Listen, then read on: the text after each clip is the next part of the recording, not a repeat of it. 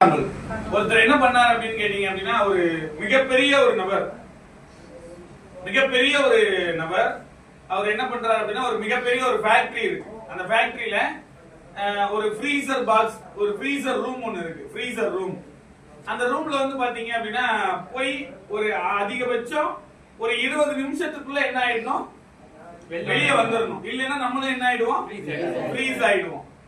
அப்ப இது அந்த கம்பெனில வேலை செய்யற எல்லாத்துக்குமே தெரியும். ஏங்க அங்க ஒரு ரூம் இருக்கு, அந்த ரூமுக்கு போனா அதிகபட்சம் 10ல இருந்து 20 நிமிஷத்துக்குள்ள என்ன பண்ணிடணும், வெளியே வந்துடணும். ஒருவேளை தவறிட்டோம்னா நம்ம அவ்வளவுதான், ஃப்ரீஸ் ஆகி நம்ம உயிரே போயிடும் அப்படிங்கிற மாதிரி அந்த கம்பெனில எல்லாருக்குமே தெரியும். ஒரு நாள் என்ன பண்ணிருக்காங்க அப்படின்னா, எமர்ஜென்சி ஷிஃப்ட் முடியக்கூடிய டைம், ஷிஃப்ட் முடிய போகுது. ஆனா இருந்தாலும் அந்த ஃப்ரீசர்ல போய் ஒரு திங்ஸ் எடுக்க வேண்டியது இருக்கு, ஒரு மெடிசின் எடுக்க வேண்டியது இருக்குது. ஒருத்தர் என்ன பண்ணிருக்காருன்னா, ஷிஃப்ட் முடியக்கூடிய டைம், போயிட்டு உடனே வந்துடலாம்னு சொல்லிட்டு உள்ள போயிருக்காரு. இந்த கம்பெனி இண்டஸ்ட்ரியல் எல்லாம் பெல் அடிப்பாங்க, பாத்திருக்கீங்களா? அந்த பெல் அடிச்சதும் செக்யூரிட்டி என்ன பண்ணிருக்காருன்னா, அந்த ஃப்ரீசரை லாக் பண்ணிட்டு அவர் பாட்டுக்கு போயிட்டாரு. இப்பனும் போயிட்டு அந்த கதவை போய் தட்டுறான். யாரோ கூட்டிட்டு போயிட்டாங்க, கத்துறாங்க, ஐயோ யாராவது என்ன காப்பாத்துங்க, என்னை எப்படியாச்சும் காப்பாத்துங்க அப்படின்னு சொல்லி தட்டுறாரு.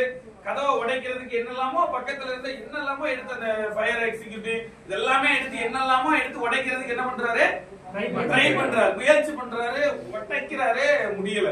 கடைசியில அந்த டோர் பக்கத்துலயே என்ன பண்ணிட்டாரு அப்படின்னா, எழுதி வச்சுட்டு காலையில எல்லாரும் வந்து சட்டரை திறந்து பார்க்கும்போது பெரிய அதிர்ச்சி என்னன்னா, இறந்து போயிருந்தாரு.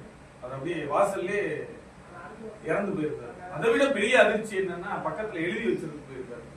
எழுதி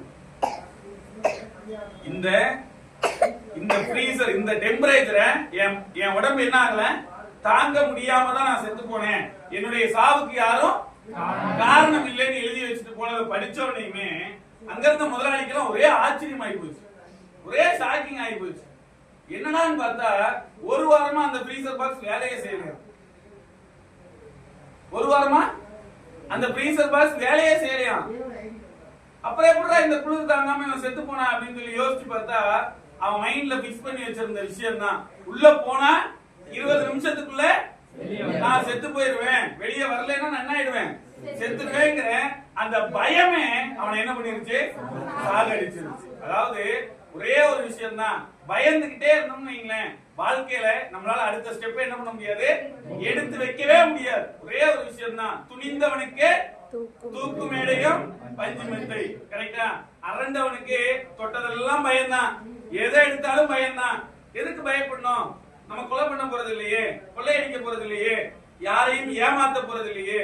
ஒரே ஒரு விஷயம் தான், என் கூட என்ன நம்பி கடைசி செகண்ட் வரைக்கும் என்னை நம்பி நீ டிராவல் பண்றதுக்கு தயாரா இருந்த அப்படின்னா, நான் எந்த லெவல்ல போறேனோ அந்த லெவல்ல உன்னையும் கொண்டுட்டு போய் நிப்பாட்ட வேண்டிய பொறுப்பு என் பொறுப்பு.